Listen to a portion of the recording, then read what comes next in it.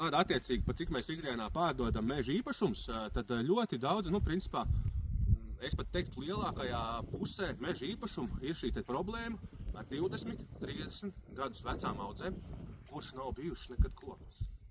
Un tad, kad audzē 20, 30 gadu, tad saimnieks sāk skatīties, jo viņš saprot tikai vecums šeit 20, 30 gadu, te jau, un vecums atbilst jau briestaudzē, te tā kā varētu taisīt to krājas kopšanu. Un te tad, tas piķis tagad varētu būt viņā iekšā. Bet es jums pateikšu, kā ir, ja jūs neesat viņu regulāri kopšanu, tajos 25 gados nav tur nekādas piķis iekšā. Tā ir vienkārši sabojāta jaunaudze. Viņā ir pirmkārt mazas dimensijas, tur ir pārsvarā enerģētiskā koksne un papīrmalka. Un viņu ir ļoti dārgi iegūt, un viņi ir maz uz hektāru. Piemēram, 30 kubus uz hektāru.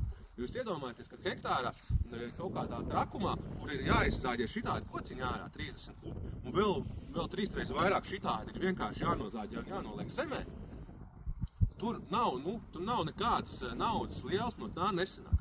Un tā jaunauda ir sabojāta. Atnāk meža pircējs, un es jums pateikšu, ja es ieeju nonīkušā 20-gadīgā bērzā, es pa viņu nevaru samaksāt vairāk, neviens pircējs pa viņu nemaksās vairāk nekā par izcirtumu, jo faktiski tas ir vēl sliktāk nekā izcirtums. Tur ir pārauguši, izstīdzējuši koki, no kuriem dotajā brīdī nevar gūt peļņu, un arī nākotnē sagaidāmā peļņa ir daudz mazāka. Un faktiski šis 20-gadīgais jaunaudze vai briestaudze vai vienkārši čumurškuls, saucat viņu kā gribat, ir apgrūtinājums. Jo pirmkārt, izkopjot, tur nekas labs nebūs, un otrkārt, viņai ir 20 gadi pēc likuma, piemēram, tas ir bērzam ciršanas vecums 70 gadi. Un tagad tu saproti, ka tev ir 20-gadīga sabojāta audze, un tu viņu pat nevar nozāģēt. Tev ir jāgaida šie 70 gadi. Tev tas cikls ar to sabojāto sākumu, tas tāpat kā māju būvēt. Jūs tur pa naktī sabērāt kaut kādas uztaisat sliktas pamatus, un tad uzbūvēt māju un cerat, ka viņi stāvēs. Un ar mežu ir tieši tas pats. Ja jūs sākumā esat sabojājuši tam mežu, tad jums vienkārši cikls, jebkurā gadījumā, ir jāaiziet līdz galam. Un tāpēc bieži vien cilvēki nav apmierināti ar īpašumu cenu, bet ir jārēķinās to, ka tā cena ir tikai tāpēc, ka paši nav izdarījuši mājas darbu.